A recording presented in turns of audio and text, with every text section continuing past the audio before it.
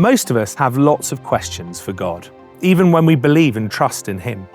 How should I be living my life? What does it look like to live for God at work or school or in the home? And when life is difficult, we can easily find ourselves asking, where is God for me now? Or as we look at all that's wrong in the world around us, we can wonder, is God really in control? I'm David Ingall, founder of Burning Heart.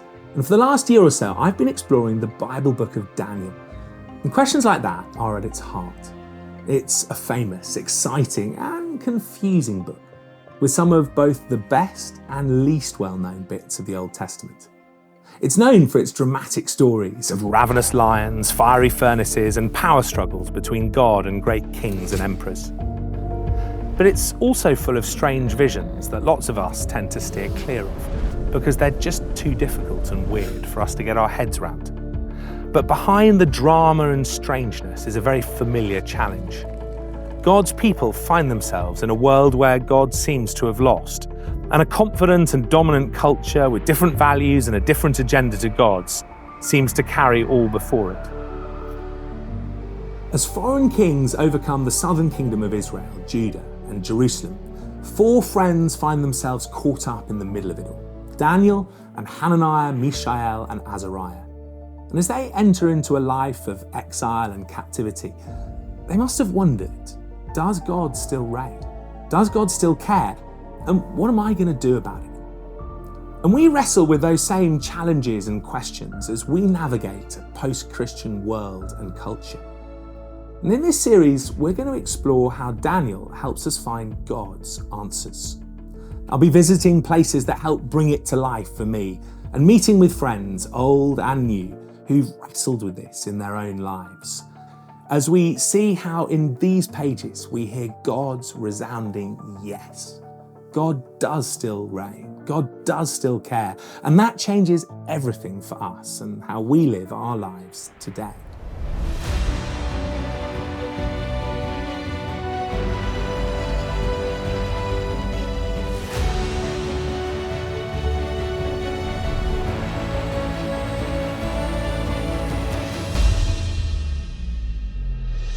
What do we know about Daniel? Daniel in the lion's Lions, den, crazy king, Nebuchadnezzar. interpreting dreams. For me, he was always like a very good and a very high example of faith and faithfulness to God. He trusted God, he put his faith in God. He knew that God was the ultimate judge and not man. What I really know about him is that he was a firm man in his beliefs, and he trusted in the Lord. The book of Daniel is famous for its stories of deliverance. God rescuing Daniel from a lion's den, or his three friends from execution in a fiery furnace. The irony is that the book is often far more focused on those moments when God does not deliver us or do what we want. It all opens with a moment of disaster and profound trauma, with the defeat and subjugation of the southern Israelite kingdom of Judah by the all-conquering king of Babylon, Nebuchadnezzar. As part of the peace, a small group of young men were carried off into captivity in Babylon, including Daniel and his three friends. Across the gap of centuries, it's easy to lose sight of the horror of that moment. This is one of London's less well-known landmarks, the Belgian Refugees Memorial. It remembers the tens of thousands of Belgians whose lives were uprooted and shattered by the First World War, many of whom came here to London. And I find places like this help me to stop and look beyond the numbers and history to the stories and tragedies of the people behind them, and of people like them, like Daniel and his friends. They were young men, just teenagers, suddenly ripped away from all they'd ever known. And as they left and Jerusalem faded into the distance, they must have known they'd never again see the faces of those they loved, mothers, fathers, family, friends. Never again join the happy throng in worship in the temple. Never again gaze on the city and homeland they loved. Instead, they were thrust into a vast and alien city and culture, privileged in many ways, but never again free, never again home. I wonder, how might you or I have felt in that moment? I want to try and understand more, and so I'm meeting someone who has first-hand experience of leaving home in the shadow of war, Veronika Kopilash. She left Kyiv in the face of the Russian invasion, not a captive, but not by choice either. First of all, Veronika, thank you so much for meeting up. I know you left Kyiv on the last flight. Can you tell us a bit about that? I've been working for Alpha for years, and they received this word from God that I need to get out of the country. On the next morning, I received that call from my friend that the war started, and the whole world collapsed in front of me. It was such a weird feeling that it's a last flight and now your country in a war and there is no way back for you now because you're already somewhere else and all borders are closed. I was terrified. And what would you say is the most difficult thing about being here, having to have left home? I think the most difficult thing is that you can see people live their life and everything is fine to everyone and you feel like you're so separated because you're not fine. We started to pray here in UK with all the Ukrainians that been already here. Like every night, we didn't feel like we're weak. No, we had this power and a lot of miracles actually happened while we've been praying. So I think you just need to rely more on God. That's the thing when you read about Daniel. He relied his whole life on him. I'm not thinking that he wasn't scary and he was quite fine. Lions, okay, let's go to them. No, he was a human being. He definitely felt something, but he has that such a strong faith, like in his God, that God is able to save him. And even if he wouldn't, still, it was like, I will do this. So for me, it's so important to have that faith and to rely on God more, not on your own strengths, on your own feelings and on your own capability, because we're not that good without him. Thank you so much. It was so moving and powerful to hear what you had to say. It was a pleasure.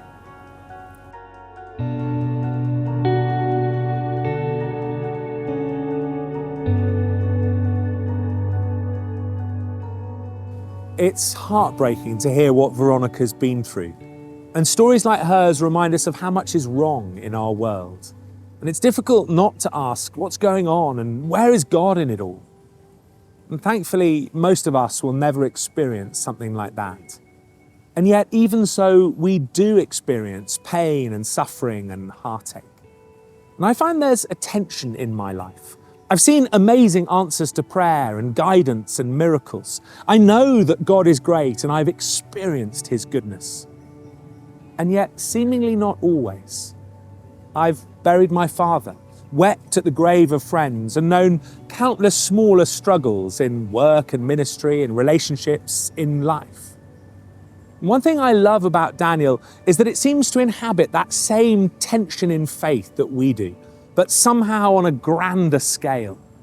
There are amazing miracles and deliverance, those famous stories of when God delivers Daniel and his friends from certain death. And yet they never go home. And 70 years later, when we find Daniel praying in chapter 9, we discover that those wounds and sorrows are still raw and fresh as he cries out to God for an end to the exile. So, what do we make of it? And how do we understand and reconcile that tension and then live our lives in the light of it? And those questions are at the heart of Daniel. And we find them addressed in three key ways.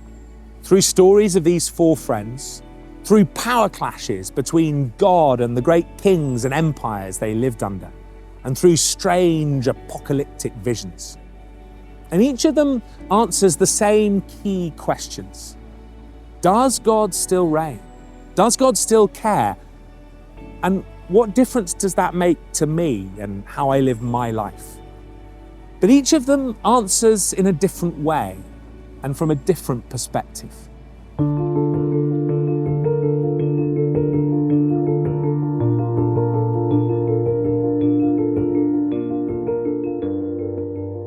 The Houses of Parliament are the centre of government and authority in the UK. Their scale, beauty and grandeur, designed to showcase the wealth and power of a nation. It can be quite an overwhelming place to be, but this is the sort of place where Daniel and his friends end up, working at the heart of government for two great empires. And because of that, it's also the backdrop for the first way I want to explore in which Daniel addresses those big questions. The power clashes between God and various kings, starting with Nebuchadnezzar of Babylon. They were the greatest human powers on earth, lords of their empires and all conquering. But God takes them on and shows that next to him, they're nothing. More than that, actually, because he shows not only his rule and reign over earthly power, but over the very forces of nature, lions, fires, even life and death. It's grand, dramatic, and clear. God does reign.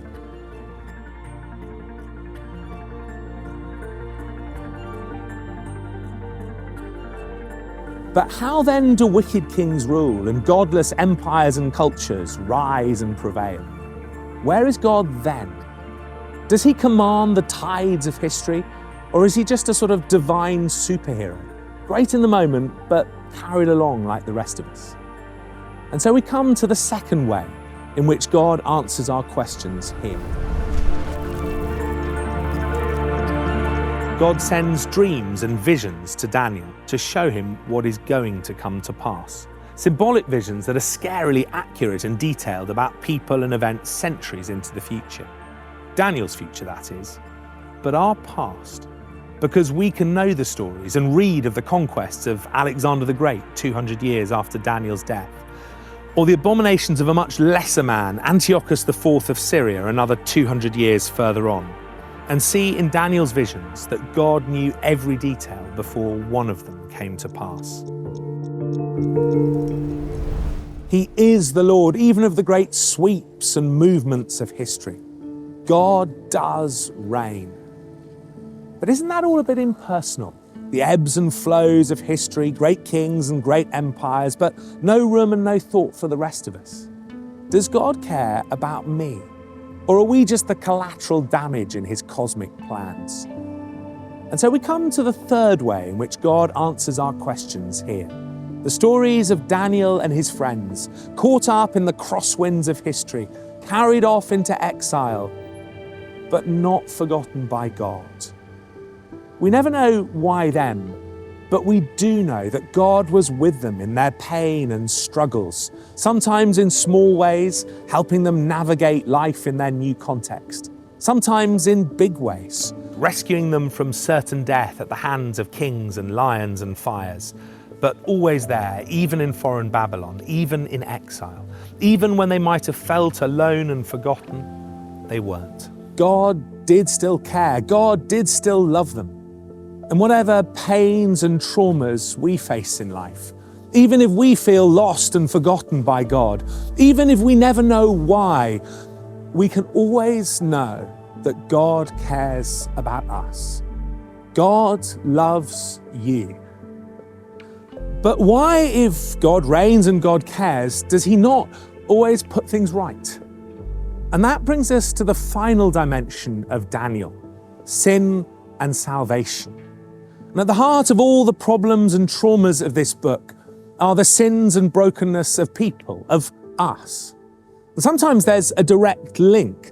And there's a wonderful prayer in chapter 9 where Daniel says, "We and our kings, our princes and our ancestors are covered with shame, Lord, because we have sinned against you." In the exile, Israel was paying the price for her sin and rejection of God. And Daniel owns his part in that. We have sinned, and he cries out for mercy, forgiveness, and restoration. But often there's no link between my sin and my suffering, and we're not guilty or responsible for whatever has happened to us.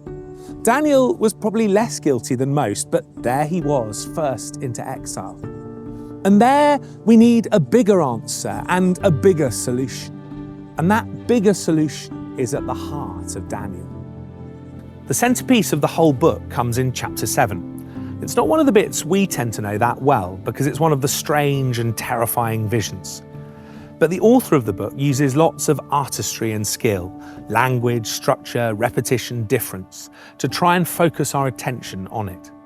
And the first clue is actually missing in any translation because the book was originally written in 2 different languages. Hebrew in chapters 1 and 8 to 12, and Aramaic in the bit in between, chapters 2 to 7, which immediately highlights 7 as the climax of something important. And that's then reinforced by the structure of the Aramaic bit. It starts with a dream and finishes with this vision, and the 2 show us the same things and deliver the same message. And then the book is famously and obviously divided into 2 types of writing. The first half in chapters 1 to 6 is narrative, stories of the 4 friends and the power clashes between God and the kings they served, while the second half in chapters 7 to 12 is full of strange visions. But the join comes in a different place this time. Chapter 7 was the end of the Aramaic, but it's the start of the visions. And altogether the effect is to circle and highlight this one chapter at the heart of it all. And it's a vision of the great earthly empires of Daniel's day and beyond.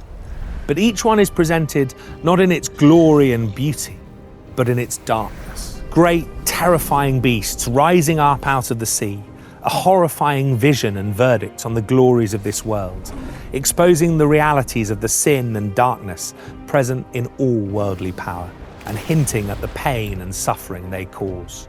And yet, in the end, the last beast is cast down, and our gaze shifts to heaven, and we see a figure described as one like a son of man coming with the clouds, and he's led before God and given an everlasting kingdom.